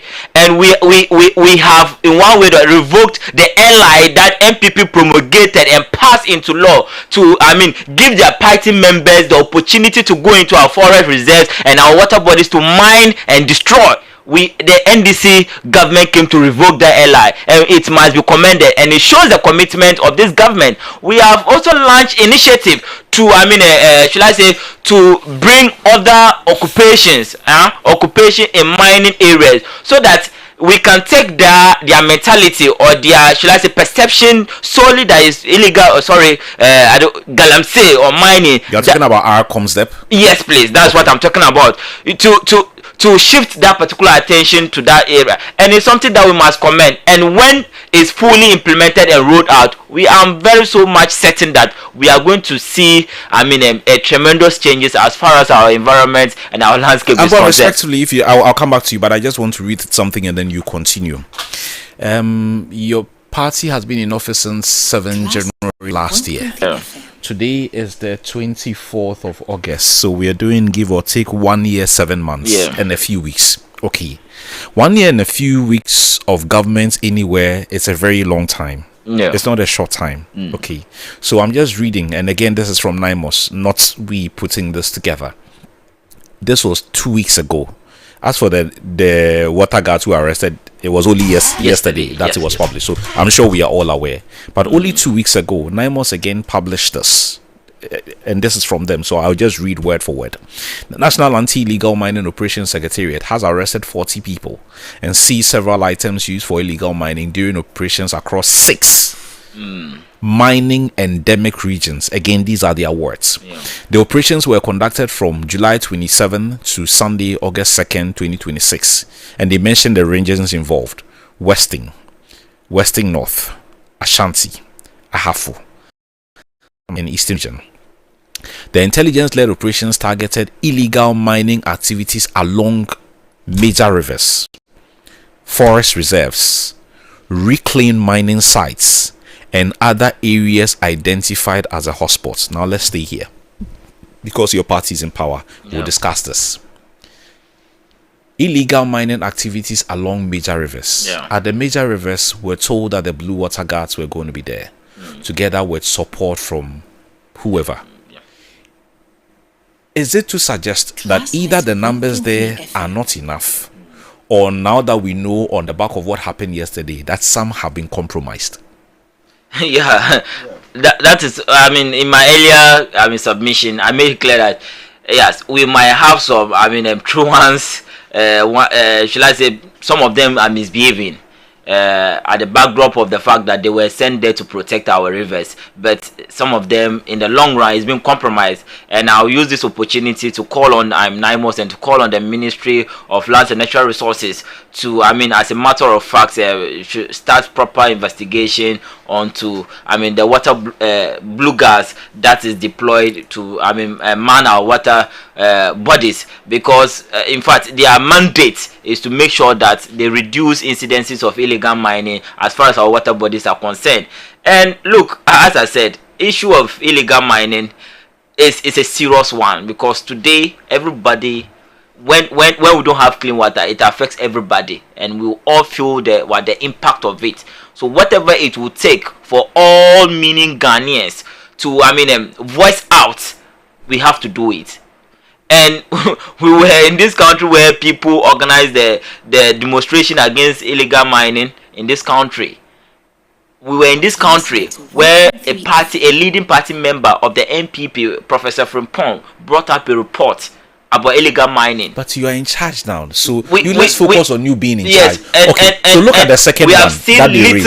I get all of that. We were here. We discussed that thoroughly. Look at the second one. Again, according to NIMOS, beyond the major rivers, forest reserves. Someone would argue, again, because you are in government, I would pose the same question to you. These are the same forest reserves that you tell us you have reclaimed. How are the Galamseyers getting in? Well, I'm not sure that the forests that we have reclaimed, Galamseyers are entering them again. This is not forest reserves that we are still fighting to reclaim. Because in line with that same statement, they have reclaimed mining sites. So these are sites you have reclaimed. So how are the Galamseyers there? And in fact, then we have to look at, especially when we reclaim the forest reserves, we don't entirely evacuate the security apparatus there. Some will stay to protect. Yeah, to protect it. So they have also been compromised. No, I'm not saying maybe. I said maybe, probably they have all evacuated from the scene. Do you get right? That led to them going to the forest reserves again. So maybe, probably we must, should I say, retool the task force, or increase the number of the task force, because I realized I heard an interview where NIMOS was also complaining that they are short of staff, or like the number of officers are limited, because sometimes they can be in pra and people is calling them, so single people moving around is not really helping. So they need more staff. So we need to finally on this one. Before I take Alaji's thoughts, in that same statement. Finally on this one, in that same statement, maybe they need more staff there. The operation led to, now listen to this, the operation led to the seizure of an excavator, a Toyota Land Cruiser, an excavator monitor, a generator, 3 motorbikes, 9 water pumps, and it goes on and on and on and on. Let me just focus on the excavator bit, because we're told that these days they have tracking materials. if after all of this period where we have been told that these excavators now have tracking materials, and an excavator is not like the size of a mobile phone. I can't fold it into my pockets, and then when I get somewhere, I would reassemble it. It is big. Yeah. It would move on the road. It would go through various parts of Accra, probably from the port or somewhere, through various major roads. How can anybody convince even my baby daughters that this excavator would have gone through all of these places? Nobody saw it before it entered the forest. It's very difficult for a lot of people to understand how we are so arresting or seizing excavators in the forest. How do they get there? Right, and in fact, let's not also run away from the fact that some of these excavators were already in this forest reserves or water bodies. Some were even taken to Michelle Camp. We were told some even disappeared, but that's a conversation for another day. So what? The old excavators from 2024, they were still in the I'm saying, it's possible that some of the excavators might have been in the forest. Nobody saw them in the forest. So and now even nobody saw the people that they are now taking them. So it's a step that we must commend. As I'm saying, I am not running away from the fact that Galamsey is still happening. For that's the fact. But we must also appreciate the fact that this government is taking decisive steps to make sure that we combat that canker. That is what we must also appreciate. And at least it's better than what we saw in the last 8 years in NPP government. Or am I sure of what?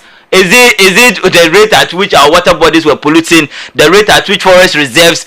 Even what pains me is how they were portioning the forest reserve among their party members. So in fact we have seen only Sir John now. So we have was into illegal mining. I said sharing forest reserves among your party members. Why not sharing forest reserves among your party members in the past 8 years? Oh my God. This is not really what myself and you were in this country where those allegations happened. Specifically, to be fair to you, mentioned Sir John, and we remember the wheel. The easiest way. We would get into that. Okay, please learn from me. Let me take Alaji's thoughts on this, and then we'll discuss.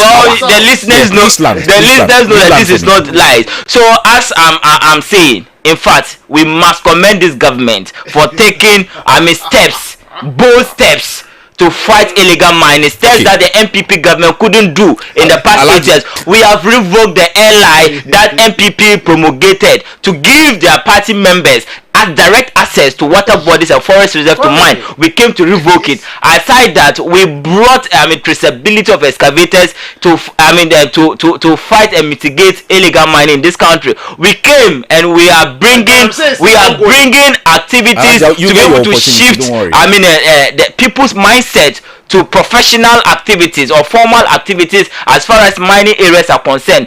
We brought and we have established 9 malls that on daily basis they are fighting and combating illegal mining activities across our forest reserves and water bodies. And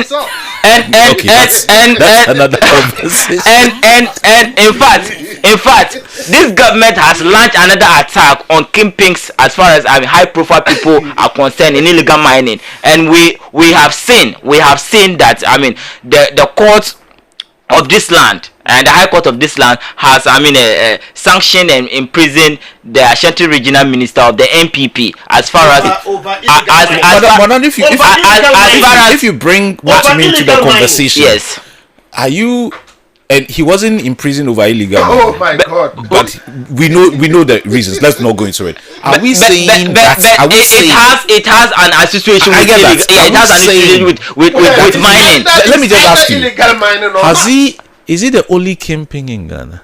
As I said, it's a gradual process. It's a gradual process. Almost 2 years. It's 2 years. So why are you just opposing our 2 years to people that have 8 years? No, I'm just asking. You are just for 4 years. In fact, we have not even spent 2 years. So people had 8 years in government. They have not been able to launch any better fight against Galamsey. But we just have 1 year, so a few months in office, and we are seeing results. And you are not happy that yes, I will not see results. Alaji, let me give you maybe a few minutes, and then we'll look at our final topic. Yes, clearly, you disagree that there has been an improvement.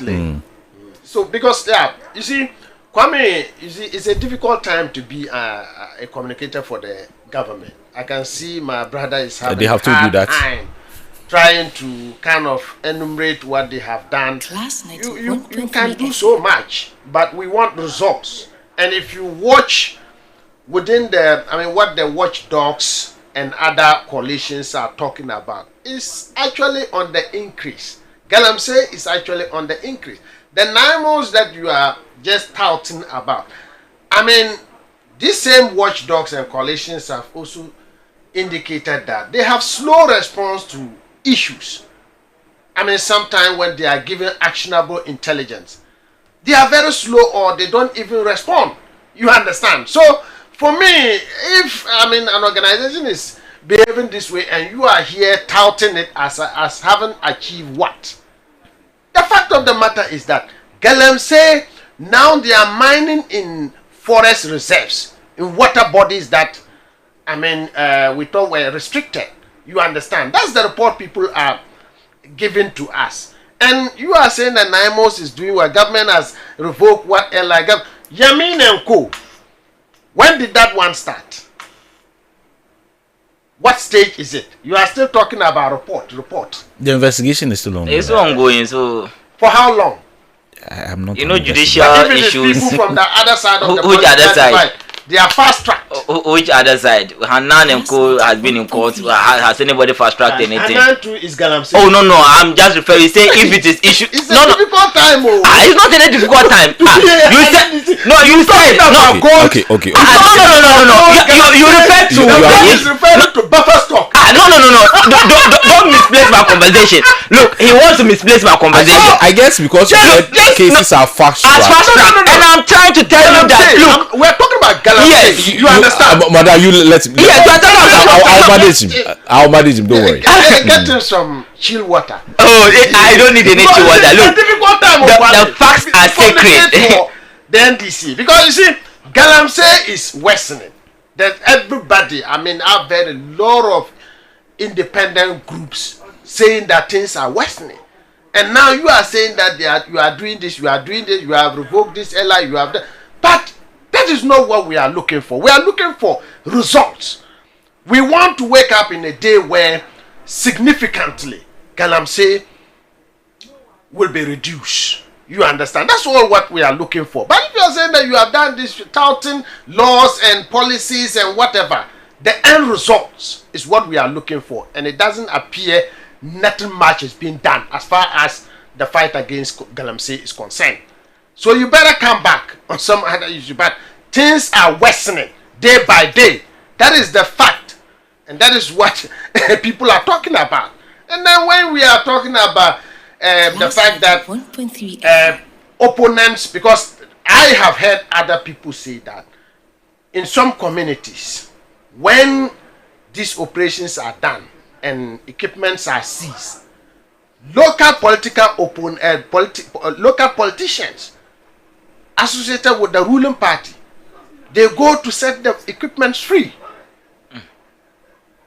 These are reports we are getting. There's some political interference where action is being taken. So these are the issues government need to address. Make it unpalatable. Make Galamsey an unpalatable enterprise, so that whether you are NPP, you are NDC, you find it difficult and unprofitable to go in, because if you are caught, you'll be used as an example. But that is not what we are seeing.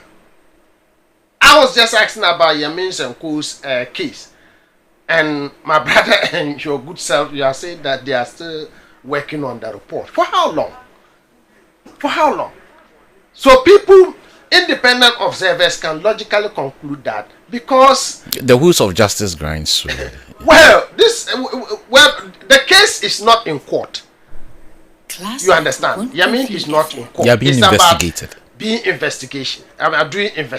And I'm asking, for how long? When it was Wuntumi and Akunta mining, it was done expeditiously. And I'm saying that why is this one dragging? So these are the issues we are raising. People don't have the political will to fight Galamsey. When we are talking about, my brother is talking about buffer stock case in court. We haven't gotten there yet. Is there no of the NDC people or NDC activists who, in one way or the others, have been mentioned and associated with Galamsey standing trial? No. You understand? But I'm saying that the best way to approach it, use your own people as an example. Whilst they are not doing Galamsey, why will you use our own people? So you knew I mean, granting the fact that you mentioned Yamin and Abanga, so you want to tell me that they just started mining when NDC came into power? Oh, do you want to the Abanga? They just okay. Let me take some messages and then we'll go to our last topic. Let me take some messages and we'll get to our last topic. Kwame, good morning. Sami Jemfia Safedu. These guys were just hungry for scandals and the IMF served them some. Meaning, no matter how he explains this loss, it is still on his neck. Let him still stay focused and work, because the main motive of Gold Board is still taming the dollar at 10, 11 or 12, which we love. Okay, if we are, you send us one. Okay. You see, okay. Okay, Uncle Eko, I've seen your message. Okay. Okay, I just want to be sure. Okay, you say that political panelists can be good noise makers sometimes, but let them all be assured that whether or not life in Ghana is better is best known and experienced by objective Ghanaians and not political power. You see, political power hunters who see political power as hunting as a personal survival professional practice. Okay, I get it. This one says that the minority should stop the propaganda and let Gold Board work. They have been exposed. The caucus leader got what he deserves, because we are in this country and this same minority leader disrespected the judiciary and the Chief Justice, calling them shameful and all sort of names, and the MPP hailed him. The MPP failed this country and they think politics is business as usual. The MPP man in the studio did he complain when the minority attacked the judiciary? Michael Fafali in Abavana, you send us one. Good morning, Kwame. Please tell Alaji that I completely disagree with him. Sami has not done anything wrong. Ghanaians aren't listening to them. To go and bring Kenofuriata back. Okay, I'm sure that was just shade. Good morning, Class FM. Okay. Frederick, I hear you. I always say that you can disagree with a view of someone, but the moment you start calling the person names, then I find it unfair and I may not read a message. Good morning, class. You say, please, when will the portal be open for us to apply for the Saglemi housing projects? Please keep us updated, good citizen. I will surely do. Once I hear or we get word that it's been updated, we all want a place to lay our head, if it will be open, because at least 1,500 units I know have been constructed, just that nothing is happening there. But at least His Excellency was there a few days ago, so we'll keep tabs on that. We're told that about 700 will be worked on in a not too distant future, so if it's ready, hopefully if you apply, then you may get one. Okay, so let's get into our final topic, and this time around we want to focus on power. Because in the last couple of weeks and months, there are days we've been waking up and large parts of the country are off. It is worked on, it is restored, sometimes in record time, sometimes it will take a few days. A few questions have emerged on the back of these happenings. I've had people asking me, are we using obsolete machines? Are the machines older than Methuselah? And I'm like, okay, that might be a stretch. I've had people ask me whether it's a sabotage on the part of someone. I've asked people ask me questions about the engineers and all of that. I hope that power would also not be politicized, but here we politicize everything. Can we, and here I'll start with Alaji, can we look at this power thing as one that affects all of us, and whatever the challenges thereof that are there, as a nation, we should look at addressing that particular concern and not, unfortunately, reducing it to under your watch this happening, and under your watch this had happened, and under your watch this will happen, and under your watch that would happen. Because when the lights go off, there's nothing like NDC lights and MPP lights. If you're a businessman, if it affects your business because you run a coat store or you run a barbering shop, there's nothing like NDC barber and MPP barber. Because even if you're an NDC barber, MPP people might come to trim their head over there.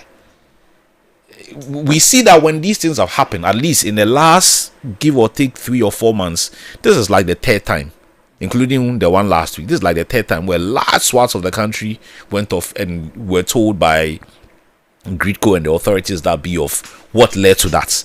But after there was another one. yesterday there was another one. I didn't notice. I didn't experience it. Okay.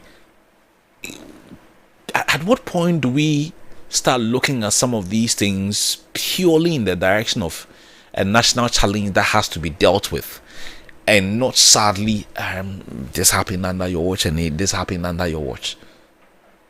Yeah. So Kwame is a big problem for domestic and commercial users, because sometimes even though I noticed that the last 2 outages, there was some announcement, but in some cases too, you just wake up around 3 to 4 a.m. and there is no power. You understand? It's unannounced, and when that happens, it puts a lot of pressure on so many people, individual, the domestic users and also commercial users, because commercial users are unable to plan very well because it's unannounced. And I sometimes wonder, because you ask yourself, because when things like this begin to happen and you say it's Doomso is back, our friends on the other side of the political divide will say no, it's just some technical problem, they are changing, they are fixing what and doing what, you understand. So the point is that why people sometimes do kind of politicize it is that if you make a lot of promises about building on existing achievements, and at the end of the day you get power, and all that people witness is that there's some kind of deja vu. We're going back to those dark days when for about 3 years we slept in darkness, because you ask yourself, what is government doing? What are they doing? If they say that there is obsolete equipment, what kind of investment are they doing in that sector to change the tide? You understand? These are things we should be hearing from the powers that be. But you just, most times it's Gridco that is communicating to the public. So my thing is that the energy sector requires a lot of investment to get the systems working. And government must make funds available for that kind of investment. If that is not done, certainly we are heading for the dark days, those days. And it is important for us to look at it that way. One other issue I, as a consumer, and many other people have raised is the cost of power in this country. Power is becoming very, very expensive. People pay through their nose to get stable electricity. And you ask yourself, so if people are paying that much, why is it that the ECG still has issues producing power? Because people pay for it, and they pay exorbitant amount of money. It's not cheap at all, Kwame. A lot of people are complaining silently because it's not easy at all. So why is it that customers are paying, and sometimes there's quality of service is a problem? So these are some of the issues that government needs to look at and address very well, so that it will help the economic development of the country, because energy is a key sector as far as industrialization or manufacturing is concerned all over the world. And I think it's also about time for us to revisit the issue of using nuclear, not to make bombs, but produce power, because I'm told that nuclear power is the cheapest. So we have to pursue those areas and look at other areas. Green energy. We look at solar also, because Africa is blessed with a lot of sunshine, you understand, and it doesn't appear we are kind of making use of some of this our natural endowment. So it is also something that we have to look at. Solar, if government institutions, like government is constructing a school building or an institution, let us factor all these things into our construction. You construct a classroom block, installed a solar system, so that there won't be a lot of pressure on the national grid. So I think if we explore all other safest ways of producing energy, certainly the cost will also reduce significantly. Let me get the thoughts of Madan, and then we'll wrap up on this subject. You're in charge. Power issues are always an emotional one for many. When we have discussed this, one of the things I've tried to do over the years is not to you guys can do your politics, I don't have a problem, but like I said, for the coastal seller, they don't care whether it's you in charge or they in charge. For the Baba, they don't care whether it's you in charge or they in charge. And normally I look at respectfully, because those are the ones who may struggle to buy a generator. If it is a bank, they can afford. They probably wouldn't even blink when the lights goes off, because in the next second the plant would come on. But you can't be sure of the cold store seller. In my area, I see that when the lights goes off, virtually all the barbering shops close. The cold store, some of them are able to afford, the bigger ones, they are able to afford a gen set. But you see, it's not too difficult not to see the smaller businesses. You see that they can't do anything. So give or take, like the small cold stores, he will just close, because it comes with problems.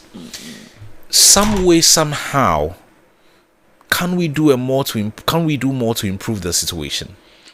I'm not saying it won't happen, because even in the most advanced, something can go horribly wrong. But after a few minutes, hours, they fix the problem. So in fact, as you have laid the foundation for this topic, it's very important that issue of energy must be thoughtful looked at, because it affects all and sundry, and we must, as a matter of urgency, look into it as a government to see how best we can solve these issues head on. And as NDC government, we are a government that side with the cries and side with the sufferings of Ghanaians, because it's because of them that we had the power. So we have the power to serve them with all honesty, and that is what we are doing. And we must at all time be honest with Ghanaians. And when you look at the inception of this power crisis, or as far as this issue happened, the government has been very honest with Ghanaians. We have communicated the issue on daily basis to Ghanaians, so that we want to carry the citizens along as far as the issue of power is concerned. So as our energy minister, Dr. Abu-Jinapor, said, look, it's serious, and we see the suffering that they are going through, or Ghanaians go through, anytime there is power outage, and they are working around the clock to make sure that the Akusambo incident that transpired some months ago, we have a lasting solution to it. Because I've heard that is one of the the causes of the power outages that we have. And notwithstanding, we know that population of the country is increasing, urbanization is happening, and for so long most of the transformers across the cities has not been replaced, and they are they are outdated. So it is important that we replace these transformers to be able to meet the growing numbers of our population, and the urbanization. As urbanization is happening, we can have transformers to meet the growing number. So that is another incident that is causing the power outage. You know, tell me that, Mr. Kwame, that if they are fixing transformer at Laboni, where Class FM is connected to, you expect to have light while they are still fixing the transformer? I think is eventually no. So sometimes we must also be measured, and should I say, in our quest to criticize the government as a result that they are incompetent or out of negligence. I think we must appreciate the work that they are doing, because we need to get our national grid very strong and on track. We will not behave like, as you said, I don't want to go on a political line, but it's always important that we let Ghanaians know where we came from and where we are, so we can appreciate the conversation very well. In time past, where my good senior brother, where they had the power, where we were having intermittent power outages here and there, where Napo was in charge of the energy ministry, where Ghanaians were calling for timetable, where religious leaders were calling for them to give us timetable so that we can plan and schedule our itinerary. We're told to our face that we have gone past that era. We have a listening government that anytime the people call, they listen to them. So on daily basis, we have seen ECG, we have seen Gridco giving timely releases on when and where there will be power outage. Maybe unless some should I say unforeseen moments, like what happened, is it last week or is it this week or so? Me, I woke up and I realized that there was no light. So at that moment, maybe they might not foresee it coming. So but they release a communique after the incident transpired. So all in all, what I want Ghanaians to know is that yes, we have heard their cry, we have heard their call, and they are putting all mechanisms in place to make sure that the Akusambo incident is solved permanently. Because I learned what happened was just a temporary thing to fix the issue so that we can restore power back to the people.